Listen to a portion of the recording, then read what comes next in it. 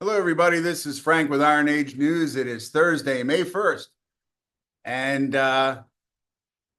Donald Trump has scored another victory. I know you don't hear it, but he has scored another victory in that the Ukrainians have signed the famous Minerals for Peace agreement. And it's just a matter of you all going out and reading it. And what will occur is the United States will invest in mining various minerals. The money will go into a specially constructed fund, which will then be overseen to rebuild the Ukraine. And hey, so this is a landmark critical minerals and reconstruction agreement. It's a joint fund, as I said, and the name United States Ukraine Reconstruction Investment Fund. It's a 50-50 economic partnership with the military and geopolitical edge.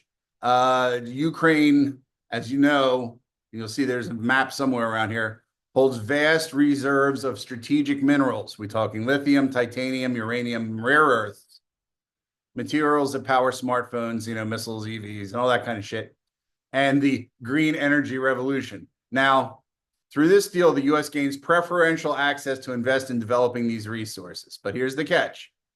This isn't a one-sided extraction operation, which is what the Democrats are going to say it is. The profits from these mining ventures are going into a new investment fund reinvested exclusively into Ukraine's post-war reconstruction for at least the next 10 years. And why is this interesting to us? Well, it's not a charity. It's strategic, legally binding bilateral partnership. Ukraine and the United States share management equally, equal voting rights. The fund is governed under U.S. and Ukrainian law. No offshore arbitration panels, no backroom financial wizardry, no Hunter Biden with a pipe and a bag running loose in the community.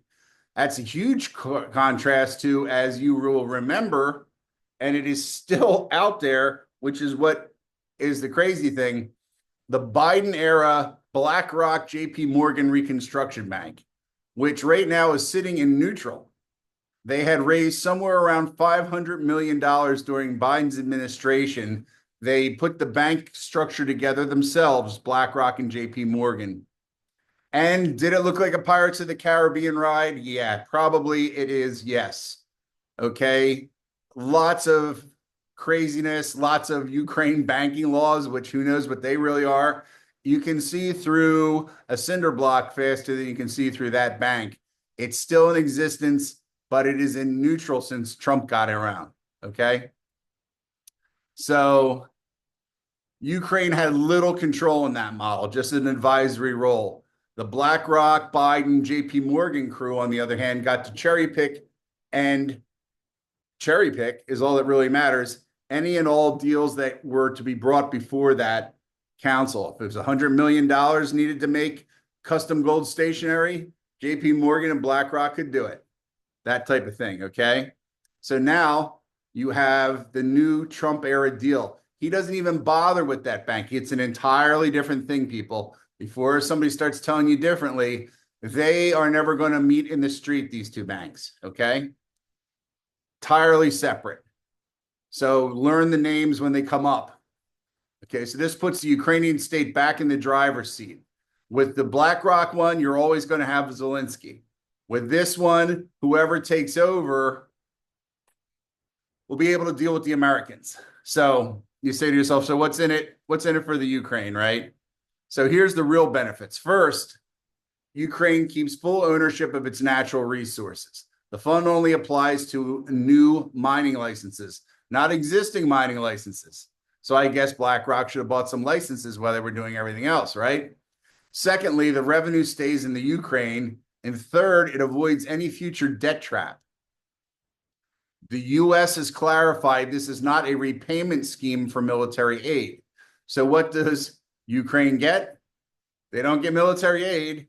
They get economic rebuilding. They get security guarantees, which is kind of like military aid, and they have resource sovereignty. Now, on top of that, just days after the deal was signed, this Trump administration greenlit $50 million in military aid. So even though it's not about military aid, try $50 million worth of guns and see how you feel. Okay?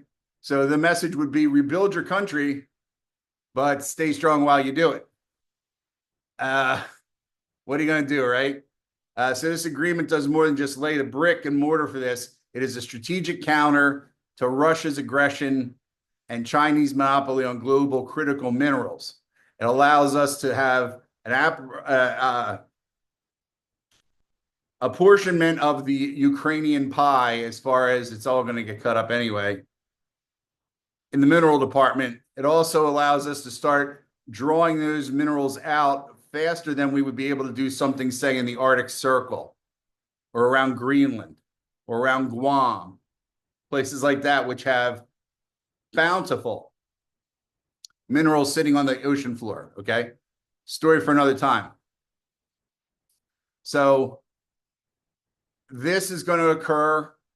The United States is going to have money. So that means if Russia rolls across the border, you're now effing with American product. Okay. The Chinese monopoly, it's going away anyway, because who's able to buy it? So for the US, more importantly, it means the domestic supply chain security and strategic influence in Eastern Europe without entangling itself, as they say, in the moral hazards of a Wall Street run black operation bank. This is the bank from Grand Theft Auto 10 that the Bidens are going to be running. And don't think that they're not still around. The crazy one, maybe not so much, but the kid, the brother, and the wife still exist and are still wandering the countryside, eating women and children. All right. So the bottom line is Ukraine needs to be rebuilt. It also needs to own its own recovery, because it did get into this with these Russians. I don't care who started it. The fact of the matter is they destroyed a lot of their own cities just because. The Trump Trump era minerals agreement gives them that shot: sovereignty, transparency, long-time sustainability, friendship with a much larger militarily elite country.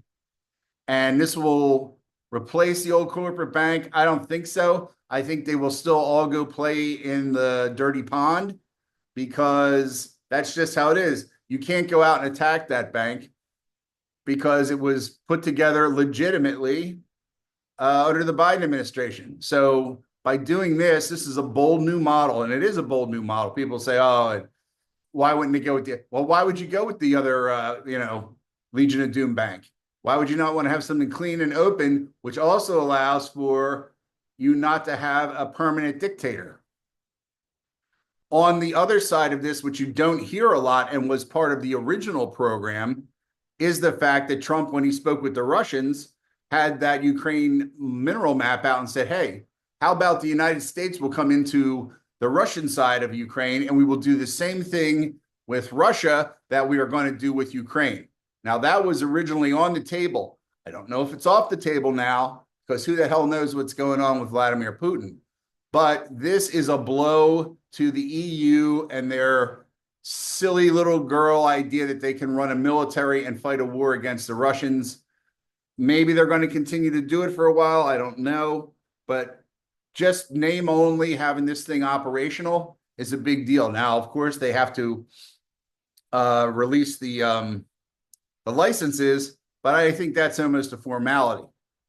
If they could at the same time be doing licensing on the other side of, this stuff runs in veins, if the other side of the border, let's say, the vein continues into Russia, well, my friend, we should be over there doing the same thing there. That way we are equally between two adversaries. So having that in that situation, which is not our ultimate military, just our manufacturing capabilities or our mining capabilities, is not a bad place to be.